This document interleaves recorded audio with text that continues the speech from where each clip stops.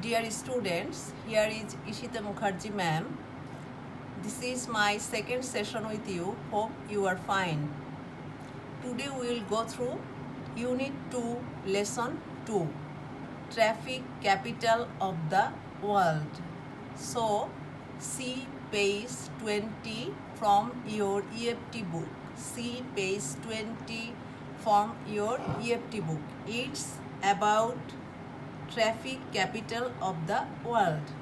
It's Unit 2, Lesson 2. Just look at the very simple beginning of the chapter or the text. Here we also find some questions as you have find it before the beginning chapter or the very first lesson of this unit.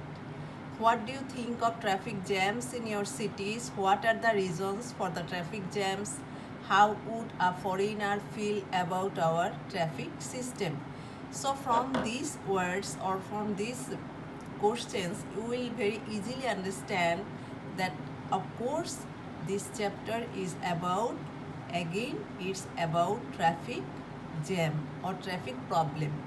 That means it was a traffic education for the traffic education in first lesson, and in second lesson we will find what is traffic system in capital cities of the world.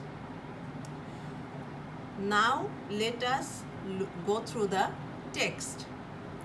Please be attentive and let us go through the text.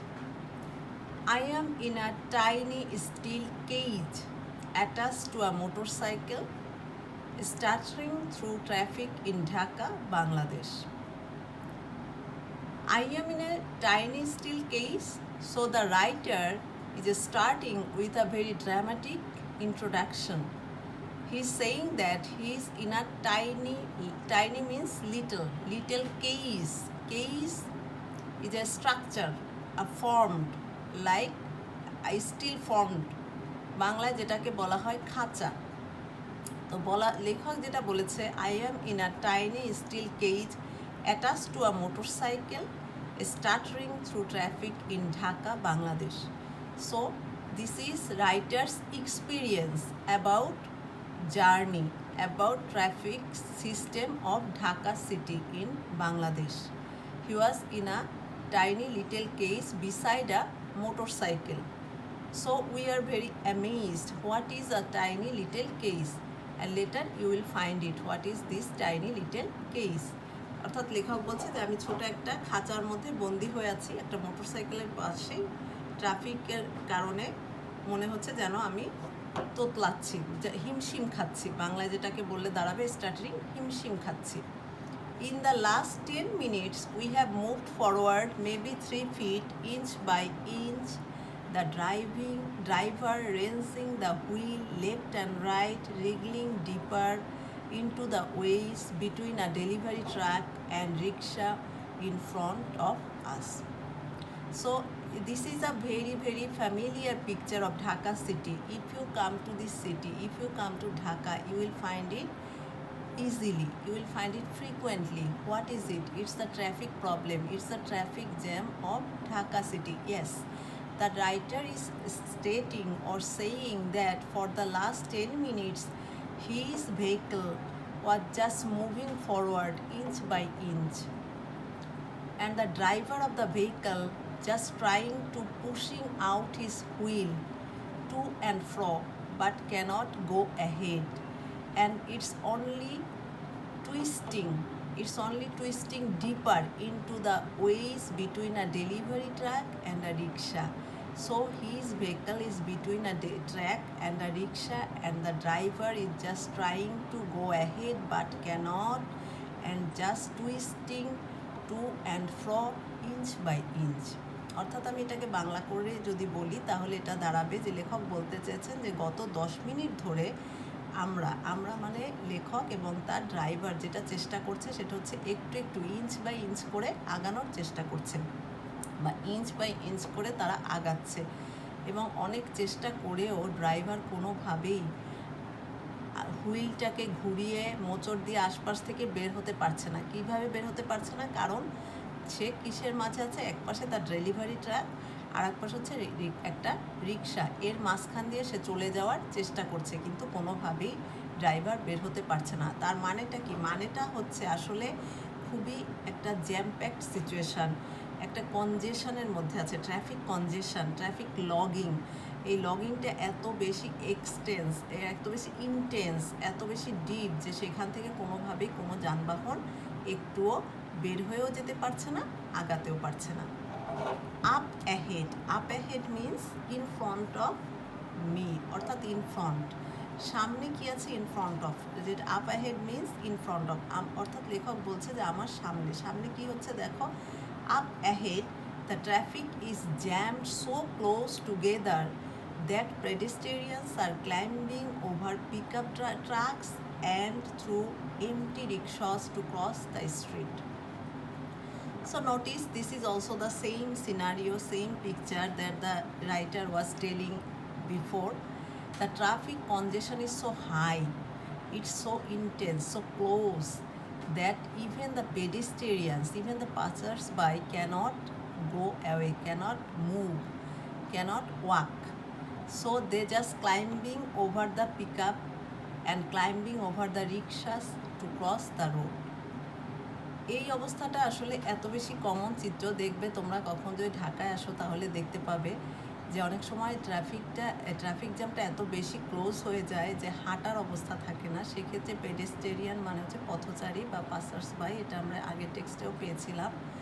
তো সেক্ষেত্রে যেটা হয় যে পথচারীরা কি করে, রিক্সা, খালি রিক্সা কিংবা পিকআপের উপর দিয়ে লাফ দিয়ে উঠে রাস্তাটা পার হয়। তো সেটাই বলছে, the traffic is jam so close together, অর্থাৎ ট্রাফিক জ্যামটা এত কাছাকাছি, ট্রাফিক একটার সাথে একটা এমনভাবে লেগে আছে, দ্যাট পেডেস্টেরিয়ানস তার মানে পথচারী, আর climbing, climbing means jumping over pickup trucks and through empty rickshaws to cross the street, রাস্তাটা পার হওয়ার জন্য তারা এই খালি ট্রাকগুলোকে এবং রিক্সাগুলোকে ব্যবহার করছে, সেগুলোর উপর দিয়ে জাম্প করে তারা রাস্তাটা ক্রস করছে। Two rows to my left is an ambulance, blue light spinning uselessly. This is what the streets here look like from 7 o'clock in the morning till 10 o'clock at night. Two rows to my left, that means to my left. An ambulance just trying, just giving its signal uselessly, because an ambulance even cannot go out from this congestion, from this traffic logging. This is what the streets here look like from 7 o'clock in the morning till 10 o'clock at night.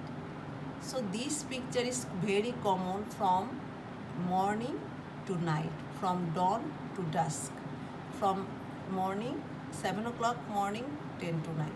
তার মানে বলা যাচ্ছে যে দেখো অবস্থাটা এতই খারাপ যে একটা অ্যাম্বুলেন্সও সেখান থেকে পার হয়ে যেতে পারছে না, অ্যাম্বুলেন্সটা অযথাই সে আওয়াজ করে যাচ্ছে, তাই স্পিন করছে। আমরা দেখতে পাই যে অ্যাম্বুলেন্সের উপরে যে এটা থাকে সেটা অনবরত ঘুরতে থাকে, কিন্তু সেও বের হয়ে যেতে পারছে না। এবং এই চিত্রটা ঢাকা শহরে এত বেশি কমন যে সকাল 7টায়ও যেটা দেখতে পাবে, রাত 10টায়ও সেটা দেখা যায়, অর্থাৎ খুব ভোরেই হোক আর অনেক রাতেই হোক এই চিত্রটা কমন, অর্থাৎ ট্রাফিক কনজেশনটা ঢাকা শহরে খুবই frequent. If you are rich, you experience it from the back seat of a car. If you are poor, you are in a rickshaw breathing in the exhaust. It's a funny comment. Whether you are poor or rich, you will face the same problem. But if you are rich, you will face these problems sitting behind a car, sitting behind a luxury car. But if you are poor, then you might be in a rickshaw and feeling very hopeless, feeling very tired. অর্থাৎ লেখক বলতে চেয়েছেন যে এই চিত্রটা ধনী গরিব সবার জন্য আসলে সমান, এই অভিজ্ঞতাটাও সমান। তুমি যদি ধনী হও, তুমি হয়তো একটা গাড়ির পেছনের সিটে বসে থাকবে গাড়ির মালিক হিসেবে, আর তুমি যদি গরিব হও সেক্ষেত্রে তুমি রিক্সায় বসে টায়ার্ড হবে, breathing in the exhaust. Breathe শব্দটা অর্থ হচ্ছে শ্বাস নেওয়া, এক্সজস্ট মানে টায়ার্ডনেস, অর্থাৎ বসে থাকতে থাকতে তুমি ক্লান্ত হয়ে পড়বে। I am sitting in back of a CNG. তো এতক্ষণে আমরা আসলে বুঝতে পারলাম যে লেখক কোনটিকে আসলে কেস বলেছে। একদম প্রথম লাইনে আমরা পেয়েছিলাম I am in a tiny little case. Tiny means little, tiny case, I am in a tiny steel case. তো টাইনি মানে হচ্ছে আসলে ছোট বা লিটল যেটাকে বলি, স্টিল কেস বলতে আসলে সিএনজিকে বুঝিয়েছে। তো দেখো এখানে সেটাই এর পরবর্তী স্ট্যান্ডে আমরা সেটা পরবর্তী প্যারায় সেটা পাচ্ছি, I am sitting in the back of a CNG. তো এতক্ষণে লেখক বলছে যে I am sitting in the back of a CNG, a 3-wheeled motorcycle shaped like a slice of a pie and covered with scrap metal. So you have seen CNG. You have seen CNG on roads and highways. These are very common vehicle in our country. And the writer is saying just he is sitting inside a CNG that is looked like a slice of a pie and covered with scrapping metal. অর্থাৎ লেখক সিএনজিতে বসে আছে, সিএনজির পেছনে বসে আছে, এটার বর্ণনা দিচ্ছে। তারপরে সিএনজিটা দেখতে কেমন, এটা 3-wheeled একটা মোটরসাইকেল, দেখতে অনেকটা একটা পাইয়ের মতো, আর এটা ঢাকা হচ্ছে এক ধরনের স্ক্র্যাপিং মেটাল দিয়ে ঢাকা, কাপড়ের মেটাল দিয়ে ঢাকা। I am here working on a human rights project, but whenever I ask people in Dhaka what they think international organisations should really be working on, they tell me about the traffic. So the writer is giving his identity, what he is doing, what is he. লেখক কি বলছে, দেখো আমি এখানে কাজ করছি, কিসের উপর কাজ করছি, হিউম্যান রাইটস প্রজেক্ট নিয়ে। এবং যখন whenever I ask people in Dhaka, যখন ঢাকার মানুষকে আমি প্রশ্ন করি কি নিয়ে, what they think international organisation should really be working on, অর্থাৎ ইন্টারন্যাশনাল অর্গানাইজেশনগুলোকে কী নিয়ে কাজ করা উচিত, কোন জিনিসটা নিয়ে ভাবা উচিত, কোন জিনিসটা নিয়ে কাজ করা উচিত, they tell me about the traffic.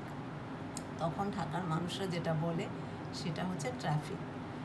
তো আরও একটু ভালো করে বলছি, লেখক বলছে যে সে এখানে হিউম্যান রাইটস প্রজেক্টে কাজ করেন, কিন্তু যখন তিনি ঢাকার কোনো মানুষকে প্রশ্ন করেছেন কী নিয়ে, যে এই ঢাকা শহরের কোন জিনিসটা নিয়ে ইন্টারন্যাশনাল অর্গানাইজেশনের কাজ করা উচিত, তখন মানুষ প্রত্যেকেই উত্তর দিয়েছে, অর্থাৎ লোকগুলো উত্তর দিয়েছে যে ঢাকা শহরের ট্রাফিক নিয়ে, অর্থাৎ যানজট নিয়ে কাজ করা উচিত।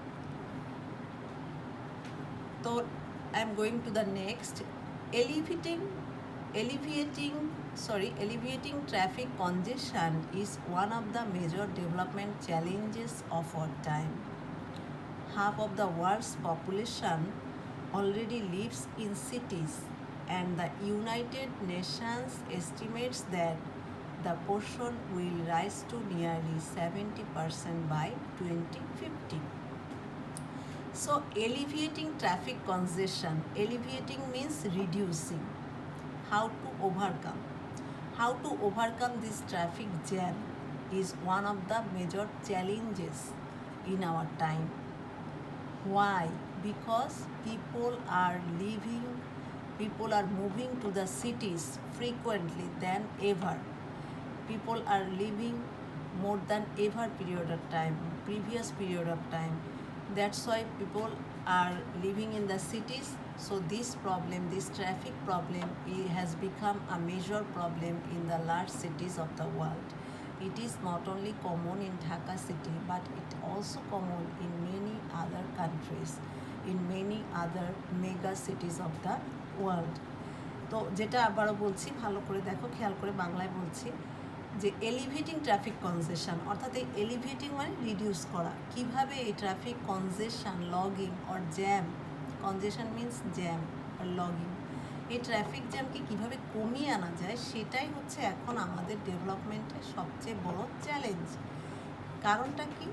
কারণটা হচ্ছে ইউনাইটেড নেশনস অর্থাৎ ইউএনও একটা হিসাব করে দেখেছে যে সারা পৃথিবীর অর্ধেক লোকই এখন শহর এলাকায় চলে এসেছে, অর্থাৎ শহরগুলোতে বাস করছে সারা পৃথিবীর অর্ধেক মানুষ, আর গ্রামগুলোতে বাস করছে অর্ধেক মানুষ, ফলে যেটা হচ্ছে শহর এলাকাটা তো ছোট, সেখানে জনসংখ্যা বেড়ে যাচ্ছে এবং ধারণা করা হচ্ছে half of the world's population already lives in cities and United Nations estimates this proportion will rise nearly 70%. So at present, world's half of the population are living in the largest cities, but it would be 70% as a ratio by 2050. অর্থাৎ 2050 সালে গিয়ে দেখা যাবে এখন পৃথিবীর অর্ধেক মানুষ 50% মানুষ শহর এলাকায় বাস করছে, কিন্তু ইউনাইটেড নেশনসের ধারণা মতে তাদের যে এস্টিমেশন, তাদের যে ক্যালকুলেশন, সেটা বলে দিচ্ছে যে 2050 সাল নাগাদ এই প্রপোর্শনটা দাঁড়াবে 70 ভাগে। অর্থাৎ বর্তমানে যেখানে 50 ভাগ লোক শহর এলাকায় বাস করে, সেটাই 2050 সালে গিয়ে 50 না থেকে 70 হয়ে যাবে। অর্থাৎ 2050 সালে দেখা যাবে পৃথিবীর 70 ভাগ মানুষই শহর এলাকায় বাস করছে। এটা কাদের estimation? United Nations. Estimate means গণনা অথবা হিসাব। Dhaka, the world's densest and fastest growing city, is a case study in how this problem got so bad and why it's so difficult to solve. And Dhaka is being the most densest and fastest growing city of the world. Densest means very, very populous and fast growing. That means the cities are growing very fast, are moving very fast into a very fast world, into a very fast economy. That's why the population of the city is going to be larger. Is a case study how this problem got so bad and why it is so difficult to solve. That's why now it has become a very important issue. Why this problem is very bad for the city, why traffic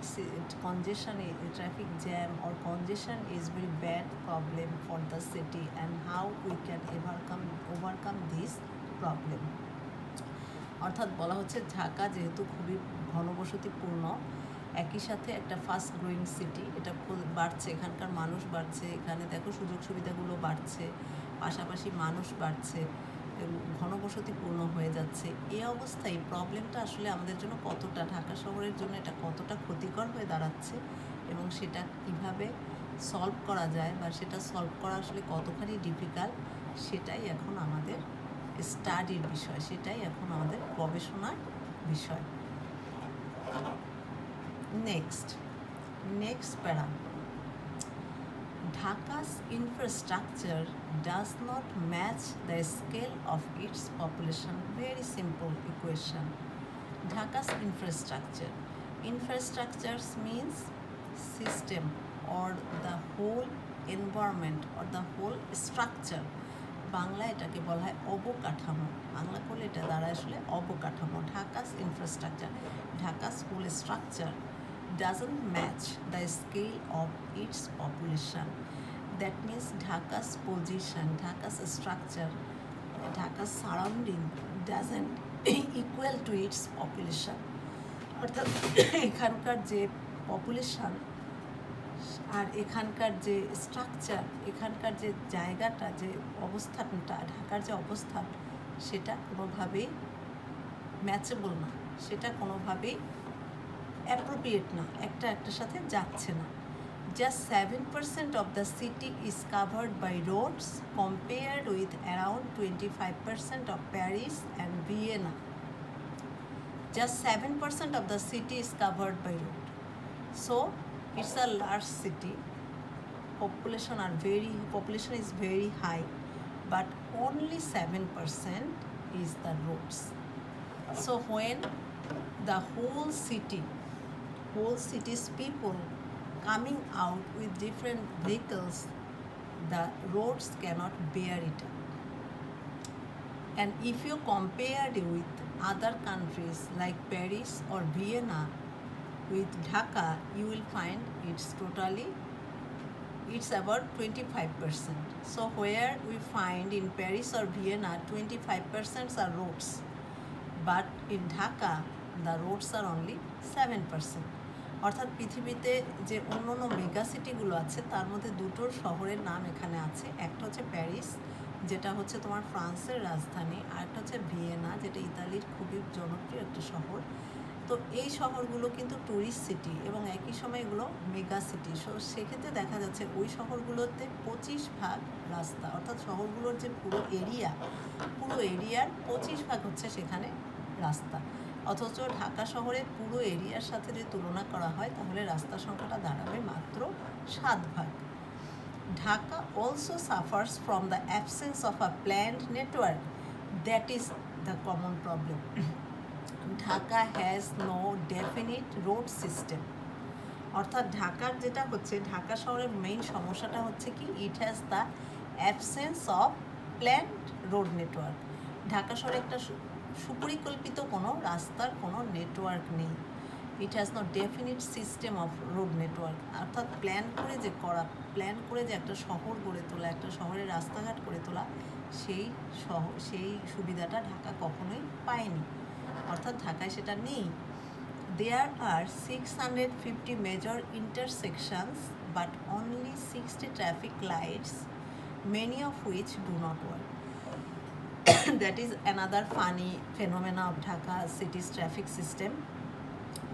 650 intersections, 650 inter roads are here, but there are only 60 traffic lights, and most of them are out of work. তার মধ্যেও দেখা যাচ্ছে যে 650টা রাস্তা আছে, inter road বলা হচ্ছে এগুলোকে, অর্থাৎ শহরকে ঘিরে রেখেছে, পুরো শহরটাকে ঘিরে রেখেছে। এরকম ইন্টার রোডের সংখ্যাটা ঢাকাতে দেখাচ্ছে 650, কিন্তু সেখানে ট্রাফিক লাইটের সংখ্যা মাত্র 60টি, অর্থাৎ 60টি। তার মধ্যে আবার অনেকগুলোই কাজ করে না। That means the police force isn't enforcing driving or parking rules. They are in the intersections directing traffic. এই যে অবস্থাটা, এটা আসলে বলে দিচ্ছে even the police force, even the traffic police are not doing their task, are doing their jobs in a very good environment, or they are not doing their jobs perfectly, they are not performing their responsibilities. অর্থাৎ এই অবস্থা কিভাবে হয়, এই অবস্থা কেন হবে একটা মেগা সিটিতে, এটা বলে দিচ্ছে যে আসলে আমাদের ট্রাফিক পুলিশও সচেতন না, তারাও তাদের কাজগুলো ঠিকভাবে করছে না। They are not following the traffic rules আর ড্রাইভিং রুলস, কারণ তারাই কিন্তু এই ইন্টারসেকশনগুলোতে কাজ করছে, ডিরেক্ট করছে ট্রাফিককে। তো এটা দেখেও তারা সেই অবস্থাটার কোনো উন্নতির চেষ্টা করছে না। The cost of Dhaka's traffic congestion is estimated at $3.8 billion a year, and that's just the delays and air pollution, not the less tangible losses in quality of life.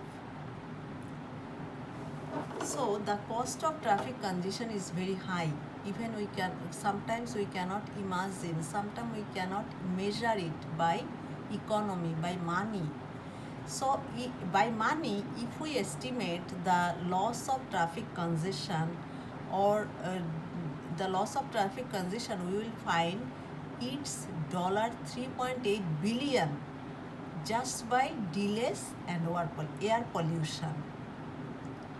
অর্থাৎ যদি আমরা হিসাব করি, এই যে ট্রাফিক জ্যামের কিছু ক্ষতি আছে না, লস আছে, তাই তো, কস্ট আছে, অর্থাৎ এর যে মূল্যটা আমাকে দিতে হচ্ছে, মূল্যটা সারা দেশবাসীকে কিংবা ঢাকা শহরবাসীকে দিতে হয়, সেই মূল্যটা যদি হিসাব করা হয় শুধুমাত্র এয়ার পলিউশন আর এই যে দেরি হয় অফিস আদালতে যেতে দেরি হয়, শিক্ষার্থীদের দেরি হচ্ছে, রোগীদের দেরি হচ্ছে, কর্মচারী যারা অফিস করে তাদের দেরি হচ্ছে, এই যে অফিস করতে যে দেরি হয় বা প্রত্যেকের কাজে যেতে যে দেরি হয়, এই দেরি করাটা এবং এয়ার পলিউশন, শুধুমাত্র এই দুইটা বিষয় দিয়ে যদি এই ক্ষতিটাকে আমরা হিসাব করি তাহলেই সেটা দাঁড়াবে 3.8 বিলিয়ন IR।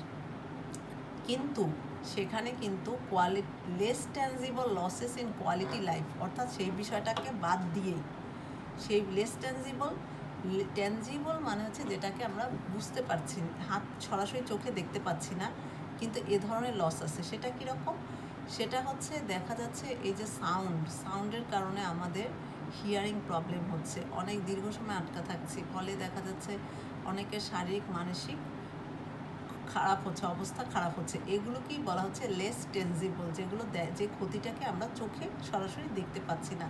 আমাদের যে শারীরিক মানসিক অবস্থার অবনতি হচ্ছে এই ট্রাফিক জ্যামে বসে থেকে থেকে, এবং কোয়ালিটি লাইফটা এখানে অনেক বেশি ডিগ্রেড করেছে। এই ডিগ্রেশন এবং এই যে প্রবলেমগুলো, সেগুলোর কিন্তু হিসাব এখানে ধরা হয়নি। শুধুমাত্র ডিলে এবং এয়ার পলিউশনের হিসাব থেকেই বোঝা গিয়েছে যে এই কস্টটা, এই ক্ষতিটা আমাদের বছরে $3.8 বিলিয়ন।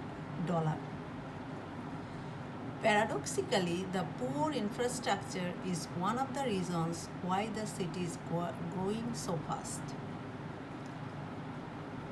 প্যারাডক্সিক্যালি, আইরনিক্যালি, অর্থাৎ পরিতাপের বিষয় বা মজার ব্যাপার হচ্ছে, উল্টোভাবে যদি দেখি আমি, তাহলে এই যে পুয়ার ইনফ্রাস্ট্রাকচারের কারণেই শহরটা আরও বেশি বাড়ছে। এই কথাটাকে আসলে উল্টো ব্যতিক্রম মনে হচ্ছে, কিন্তু ব্যতিক্রম না, আসলে কথাটা সত্যি দাঁড়াচ্ছে এভাবে যে যেহেতু স্ট্রাকচার এখানে পুয়ার ইনফ্রাস্ট্রাকচার, প্ল্যান্ড না, সিটিটা যেহেতু এখানে প্ল্যান্ড না, ফলে এখানে এই শহরটাকে আরও বেশি ঘনবসতিপূর্ণ মনে হচ্ছে, যে এই শহরটা আরও বেশি ঘিঞ্জি হয়ে যাচ্ছে, পপুলাস হয়ে যাচ্ছে। এর মূল কারণটা হচ্ছে প্ল্যানিং নাই, এখানে অবকাঠামো নেই। যে কীভাবে দেখা যাচ্ছে অনেক শহর আছে পৃথিবীতে যেগুলো ঢাকার চেয়ে আরও ছোটো, but that are very planned cities. So people are also living in a very populous way, but those have a very good planned infrastructure. তো এটাই বলা হচ্ছে যে এই পুয়ার ইনফ্রাস্ট্রাকচারের কারণে এই শহরটাকে আরও বেশি ঘুমাচ্ছে, এটা আরও বেশি ফাস্ট হচ্ছে, গ্রোয়িং হচ্ছে। Without roads or trains to whisk them to the suburbs, Dhaka residents have no choice but to crowd into the middle, set up slums between high rises and walk to work. Very important line. All these are comparison to the other cities of the world. এখানে আসলে indirectly পৃথিবীর অন্যান্য শহরের সাথে ঢাকাকে তুলনা করা হয়েছে। কিভাবে তুলনা করা হয়েছে? পৃথিবীর অন্যান্য মেগা শহরগুলোতে, লার্জ সিটিসগুলোতে দেখা যায় যে দিনের বেলা বা অফিস আওয়ারে প্রচুর মানুষ সেখানে আসে। কিভাবে আসে? ট্রেনে আসে বা বিভিন্ন যানবাহনে আসে, খুব ফ্রিকুয়েন্টলি আসে, খুব তাড়াতাড়ি আসতে পারে তারা, কারণ সেখানে রোড সিস্টেমটা খুবই ভালো এবং খুবই প্ল্যান্ড। ফলে অনেক দূর থেকে এসেও মানুষ চাকরি করে বা কাজে অংশগ্রহণ করে, এবং পরবর্তীতে আবার তারা কাজ শেষে তাদের জায়গায় ফিরে যায়। এটাকে সাবার্ব বলা হচ্ছে, অর্থাৎ পার্শ্ববর্তী এলাকাগুলো বা শহরতলি, বাংলায় বললে দাঁড়াবে শহরতলিগুলো। দেখো, আমি আরেকটু সহজ করে বলছি। ধরো আমাদের উত্তরা, ধরো সাভার, ধরো গাজীপুর, এগুলো হচ্ছে ঢাকা শহরের আশেপাশে এরিয়া, ঢাকা শহরের আশেপাশের ছোট ছোট শহর বা জেলা। তো সেগুলোতে প্রচুর মানুষ বাস করে, এবং তারা ইন্টারসিটিতে তারা সরাসরি ঢাকায় এসে চাকরি করে বা স্কুল কলেজ বিশ্ববিদ্যালয়ে পড়ালেখা করে, আবার দিনের শেষে তারা সেখানে যাওয়ার চেষ্টা করে, কিন্তু সেই যাওয়াটা কিন্তু অত সহজ না। ফলে অনেক ক্ষেত্রেই দেখা যাচ্ছে কেউ চাইলেও ঢাকা থেকে গাজীপুর কিংবা গাজীপুর থেকে মিরপুর বলো, তার ধানমন্ডি বলো, এইসব জায়গায় আসা যাওয়া করে তার পক্ষে চাকরি করা কিংবা কোনো কাজ করা বা পড়ালেখা করা কিন্তু অসম্ভব। কারণ কেন অসম্ভব? কারণ আমাদের সেই সিস্টেমটা এখানে নাই, যে কিভাবে আমরা এখানে যোগাযোগ ব্যবস্থা এত ভালো না যে পার্শ্ববর্তী বা শহরতলির সাথে, শহরের সাথে বা শহরের সাথে যে কীভাবে কানেকশন করা যায়, সেই রকম রোড সিস্টেম এখানে না থাকায় ঢাকা শহরের ভেতরে যারা বাস করে তারা স্বভাবতই এই শহরের মধ্যেই এসে আস্তে আস্তে তাদের ঠিকানাটা করে নেয়, তাদের বসতিটা গাড়ে। কখনো কখনো তারা শহরে থাকে, আবার কখনো কখনো শহরে স্থান না পেয়ে কোথায় যায়? তারা গিয়ে স্লাম অর্থাৎ বস্তিতে গিয়ে বসবাস করতে শুরু করে। তো এই হচ্ছে আসলে ঢাকা শহরের পরিস্থিতি। তো যদি এখানে একটা সুন্দর রোড সিস্টেম থাকতো, প্ল্যান্ড ইনফ্রাস্ট্রাকচার থাকতো, তাহলে দেখা যেত যে ঢাকা শহরের সাথে আশেপাশে শহরের যাতায়াত খুব ভালো থাকতো এবং সেক্ষেত্রে বহু মানুষই আসা যাওয়া করে তাদের কাজগুলো করতে পারতো এবং ফলে ঢাকা শহরটা এত বেশি ডেন্স হতো না।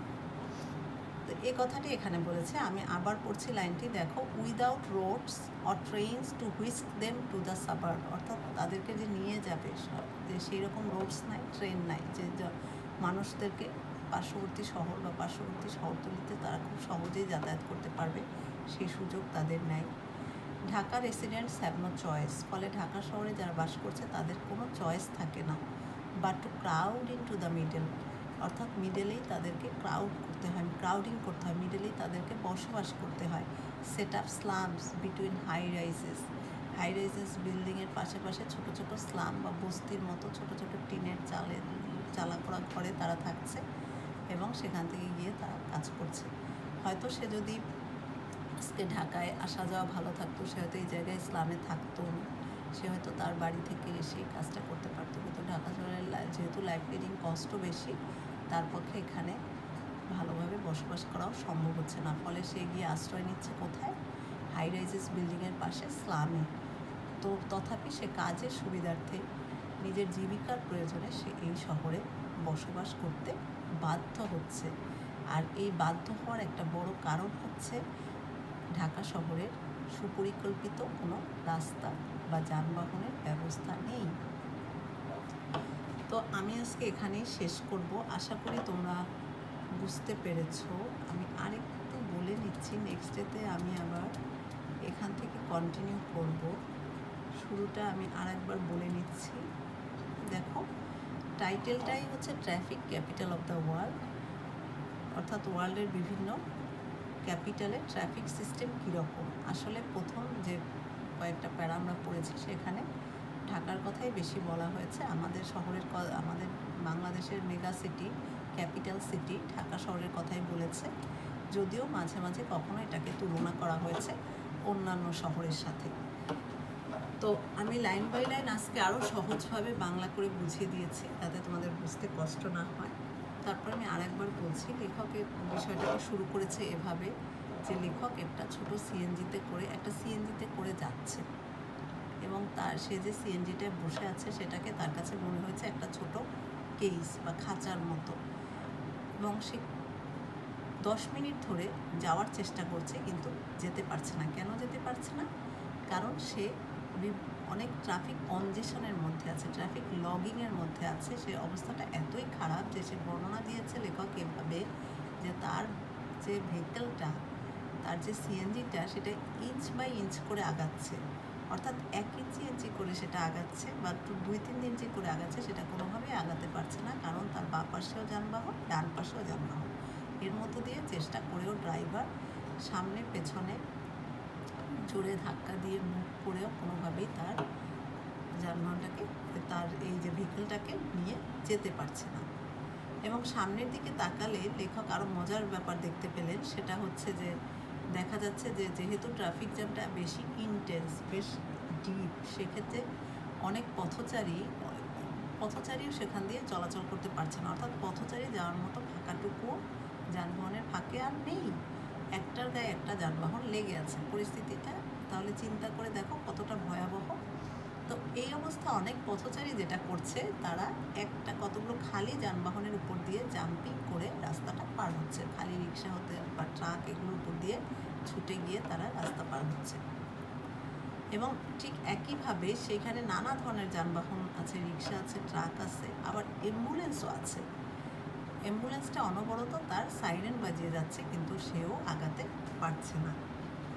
এবং লেখক আরও একটা মজার কমেন্ট করেছে এখানে, যে এই পরিস্থিতিটা ঢাকা শহরের খুব সকালেও দেখা যায়, রাতেও দেখা যায়। তুমি যদি ভোর 7টায় যাও, সকাল 7টায় এটা অনেক আর্লি আওয়ার, মর্নিংয়ের জন্য, সেই সময় দেখতে পাবে একই চিত্র, এবং রাত 10টায়ও একই চিত্র দেখা যাবে। শুধুমাত্র পার্থক্যটা হবে এই যে তুমি যদি ধনী হও তাহলে হয়তো তুমি গাড়িতে বসে একটু পেছনের সিটে বসে একটু আর যাই হোক টায়ার্ড হবে না। আর তুমি যদি গরিব হও সেক্ষেত্রে রিক্সায় বসে বসে তোমাকে আস্তে আস্তে করে টায়ার্ড হতে হবে, ক্লান্তি আর অবসাদে তোমাকে ভুগতে হবে, আর ক্লান্তি অবসাদ তোমাকে ঘিরে ধরবে।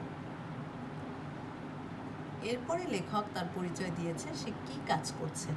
তো লেখক বলেছেন যে আমি এখানে যে সিএনজি নিয়ে যাচ্ছি, কারণ আমি কাজ করি কোথায়, হিউম্যান রাইটস প্রজেক্টে উনি কাজ করেন। এবং হিউম্যান রাইটস প্রজেক্ট এটা হয়তো বা বিদেশি কোনো সংস্থা, এনজিওর একটা প্রজেক্ট হিসেবে সে কাজ করছেন। তো যখন লেখক বলছেন যে যখন উনি এই শহরের মানুষদেরকে প্রশ্ন করেন যে ইন্টারন্যাশনাল অর্গানাইজেশনগুলোর কোন বিষয়টা নিয়ে কাজ করা উচিত, ঢাকা শহরের কোন বিষয়টা ইন্টারন্যাশনাল অর্গানাইজেশনের উচিত গুরুত্ব দেওয়া বা কাজ করা, তখন ঢাকা শহরের মানুষরা স্বভাবতই বলেছে যে এই শহরের ট্রাফিক সিস্টেম নিয়েই কাজ করা উচিত। কেননা এই শহরের সবচেয়ে যে বিষয়টা নিয়ে এই শহরের মানুষরা প্রবলেম ফেস করছে সেটা হচ্ছে traffic কনজেশন or traffic jam. Now I am at the end of this first page. খেয়াল করো, এরপরে বলেছে কি, elevating traffic কনজেশন is one of the major development challenges of our time. এখন এই যে ট্রাফিক কনজেশন বা ট্রাফিক জ্যাম যাই বলো না কেন, এটা যে রয়েছে এই অবস্থাটা কি ভালো না, এই অবস্থাটা তো খুবই ক্ষতিকর। এটা আমাদের সময় নষ্ট করছে, এনার্জি নষ্ট হচ্ছে, আমরা কাজ করতে পারছি না, সময় মতো গিয়ে কোথাও অ্যাটেন্ড করতে পারছি না। ফলে এই অবস্থাটা কিভাবে দূর করা যায়, এই অবস্থাটা কিভাবে কমিয়ে আনা যায়, এলিভেটিং মানে হচ্ছে রিডিউসিং। তো এই রিডিউস করা যায় সেটাই হচ্ছে এই সময়ের সবচেয়ে চ্যালেঞ্জ। অর্থাৎ আমাদের দেশের অনেক ডেভেলপমেন্ট আছে, কিন্তু যদি এটাকে আমরা কমাতে না পারি তাহলে আর সেটা কাজ করবে না। কিন্তু মজার ব্যাপার হচ্ছে দেখা যাচ্ছে যে বেশি পৃথিবীর অর্ধেক মানুষই এখন শহর এলাকায় বাস করে, এবং 2050 সাল নাগাদ এই সংখ্যাটা দাঁড়াবে আসলে 50 ভাগ না 70 ভাগে চলে আসবে। তখন অবস্থাটা আরও খারাপ হয়ে যাবে। আর এক্ষেত্রে ঢাকার অবস্থা কতটা ভয়ঙ্কর হবে দেখো, কারণ Dhaka is the world densest and fast growing city. is a case study show this problem will got bad and difficult to solve. এবং ঢাকা হবে তার মধ্যে সবচেয়ে বেশি ডেন্সে এমন একটা ঘনবসতিপূর্ণ শহরে পরিণত হতে যাচ্ছে যে এই সমস্যাটা এত বেশি হবে ঢাকার জন্য যে সেটা খুবই ডিফিকাল্ট হবে সেটাকে সলভ করা। তো আমার মনে হয় তোমরা আজকে আমি এতটুকুই রাখবো, হয়তো তোমরা টায়ার্ড ফিল করবে লং ক্লাস হলে, তোমরা এ পর্যন্তই পড়বে। আমরা পেজ 21-এর ফন্ট অংশে আছি। ঢাকাস ইনফ্রাস্ট্রাকচার থেকে আমি নেক্সট ডেতে আবার এক্সপ্লেন করে দিব। So you will read at least the first page of this unit very carefully and very attentively. আমি আশা করব যে তোমরা অ্যাটলিস্ট প্রথম পেজটা খুব ভালো করে যত্ন সহকারে পড়বে এবং ভালো থাকবে সবাই। Again I am saying keep in touch with books and be attentive from the very beginning, be serious from the very beginning of your classes, stay safe and stay home. Okay, thanks everyone, bye.